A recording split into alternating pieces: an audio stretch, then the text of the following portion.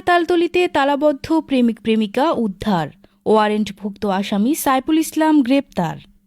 নিত্য নতুন খবর পেতে আমাদের পেজে ফলো দিয়ে সঙ্গে থাকুন।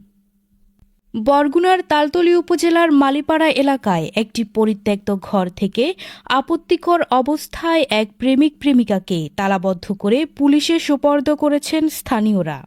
পরবর্তীতে পুলিশ প্রেমিককে ওয়ারেন্টভুক্ত আসামি হিসেবে গ্রেপ্তার করে জেল হাজতে প্রেরণ করেছে।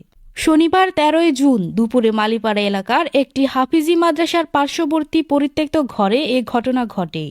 আটককৃত যুবকের নাম সাইফুল ইসলাম, পিতা আবু জাফর গাজী, গ্রাম ফাজরাভাঙ্গা, তালতলি। স্থানীয় ও প্রত্যক্ষদর্শী সূত্রে জানা যায়, দীর্ঘদিন ধরে ওই ঘরটি খালি পড়েছিল।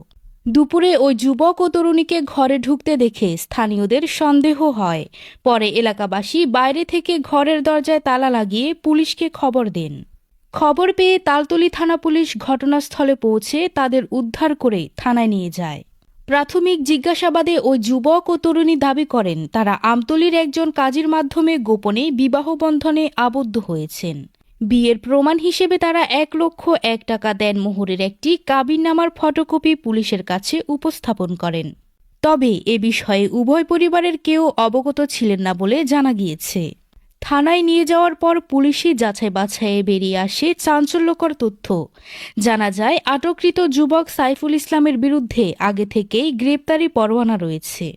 ঘটনার সত্যতা নিশ্চিত করে তালতলি থানা পুলিশের দায়িত্বশীল এক কর্মকর্তা জানান, স্থানীয়দের সংবাদের ভিত্তিতে ওই জুটিকে উদ্ধার করা হয়েছে।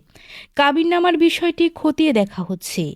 এছাড়া ওই যুবক ওয়ারেন্টিভুক্ত আসামি হওয়ায় তাকে যথাযথ আইনি প্রক্রিয়া শেষে জেল হাজতে পাঠানো হয়েছে।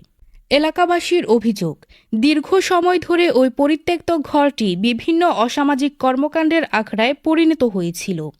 পুলিশ প্রশাসনের কাছে স্থানীয়রা ওই এলাকায় নিয়মিত টহল বাড়ানোর দাবি জানিয়েছেন।